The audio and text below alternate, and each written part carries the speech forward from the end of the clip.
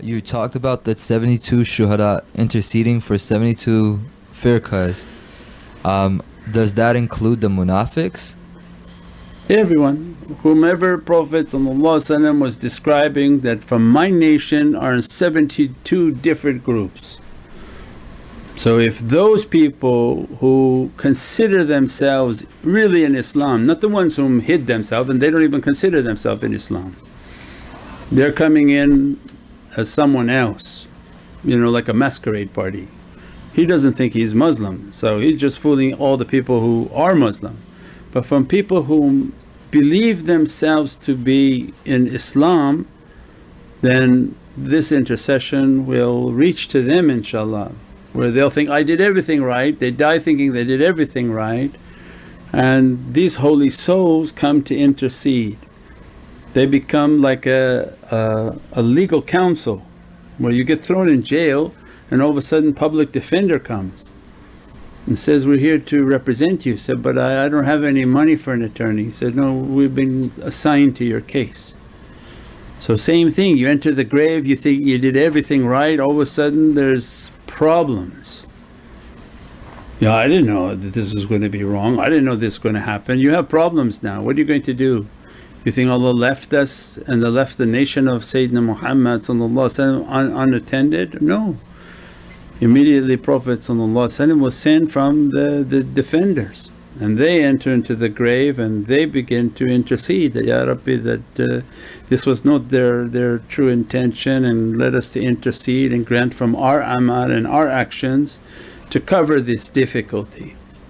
And this is the rahmah. That's why Allah said, وَمَا أَرْسَلْنَاكَ رَحْمَةً لِلْعَالَمِينَ. We would not have sent Prophet into this gathering, these associations, this dunya, this difficulty for what?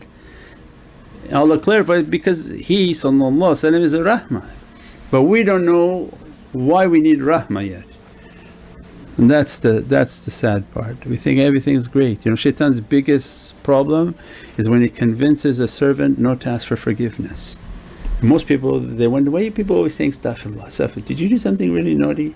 Why are you saying astaghfirullah, astaghfirullah, astaghfirullah? Because they feel they didn't do anything wrong. And our shaykhs taught us, no, there's 700 forbiddens every day you're doing wrong. We don't know what they are. So since we don't know what they are, ask istighfar, astaghfirullah ya Rabbi, astaghfirullah, astaghfirullah. Those I know I did, those I don't know I did, I'm asking and begging for your forgiveness. But shaitan comes and fools people, don't ask for forgiveness, you've done nothing wrong. So that becomes the great sadness and burden that shaitan tries to throw upon people. But alhamdulillah, the nation is guarded. Allah granted immense lights and gifts. That's all of these talks should be teaching us. Tonight's talk is teaching us how much Allah wants to give energy to us, ways to lift ourselves from difficulty, so that we are not alone on this earth, we're not struggling on this earth, you're not left alone with 20 shaitans all around you. Allah says, 20 shaitans, but I've circled you with 1,000 awliya. Why you don't call upon them? Why don't you call upon these lights and these blessings? I even gave it into your home, I gave it into your families, your children, your society. It's all around us, but shaitan convinces us not to use it, not to call upon it.